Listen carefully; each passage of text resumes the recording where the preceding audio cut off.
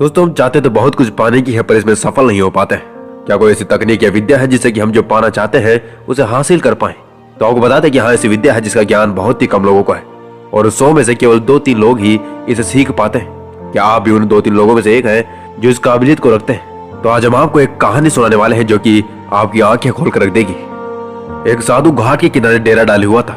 वहां पर वह धुनी नवाकर दिन भर बैठा रहता था और बीच बीच में ऊंची आवाज में चिल्लाता था कि जो चाहोगे वो पाओगे।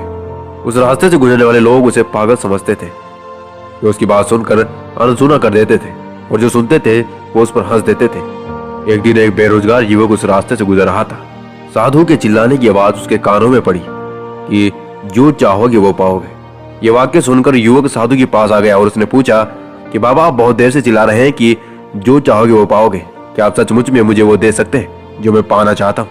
साधु बोला, हाँ बेटा, लेकिन पहले तुम मुझे बताओ कि तुम पाना क्या चाहते हो। तो उस युवक ने कहा, बाबा, मैं चाहता हूँ कि एक दिन मैं हीरो का बहुत बड़ा व्यापारी बनूं। क्या आप मेरी इच्छा पूरी कर सकते हैं? साधु ने कहा, बिल्कुल बेटा, मैं तुम्हें एक हीरा और एक मोती देता हूँ। उसे तुम जितने चाहे हीरे मोती बना लेना।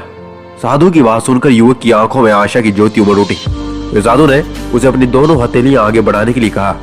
युवक ने अपनी हथेलियां साधु के सामने रख दी। साधु ने पहले उसकी एक हथेली पर अपना हाथ रखा और बोला, बेटा, ये इस दुनिया का सबसे अनमोल हीरा है। इसे समय कहते हैं। इसे जोर से अपनी मुट्ठी में पकड़ लो। इसके द्वारा तुम जितने चाहे उतने हीरे बना सकते हो। इसे कभी अपने हाथ से निकलने मत देना। फिर साधु ने अपना दूसरा हाथ युवक की हथेली पर रखा और कहा, बेटा, ये दुनिया का सबसे कीमती मोती है। इसे धैर्य कहते हैं। जब किसी कार्य में समय लगाने के बाद भी वांछित परिणाम ना हो तो इस धैर्य नामक मोती को धारण कर लेना। यदि मोती तुम्हारे पास है तो तुम दुनिया में जो चाहे वो हासिल कर सकते हो। युवक ने ध्यान से साधु की बातें सुनी और उन्हें धन्यवाद कहकर वहां से चल पड़ा। उसे सफलता प्राप्ति के 2 गुरु मंत्र मिल चुके थे। उसने निश्चय किया कि वह कभी अपना समय व्यर्थ नहीं गवाएगा और सदा धैर्य से काम लेगा।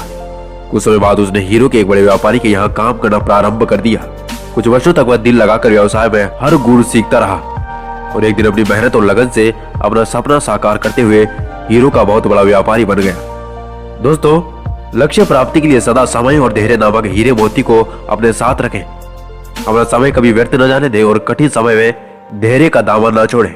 सफलता अवश्य आपको प्राप्त होगी। अगर कहानी आपको अच्छी लगी हो तो वीडियो को लाइक, शेयर और सब्सक्राइब करना बिल्कुल ना भूलें। उस वीडियो के अंत तक बने रहने के लिए आप सबका दिल से धन्यवाद। मिलते हैं अगली अच्छी रोचक दिलचस्प कहानी के साथ। तब तक के लिए ओम शांति।